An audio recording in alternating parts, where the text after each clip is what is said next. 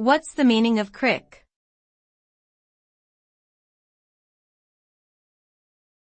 Crick.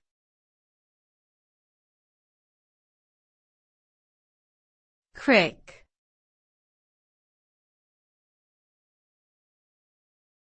Crick.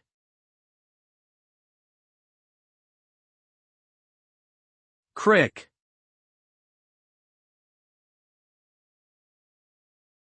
Crick is a colloquial term used to describe a sudden and painful stiffness or spasm in the muscles of the neck or back.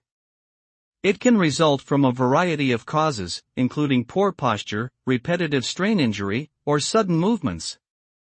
The pain and immobility associated with a crick can range from mild to severe and may last for several days. Treatment may involve rest, heat or cold therapy, stretching exercises, and pain relievers.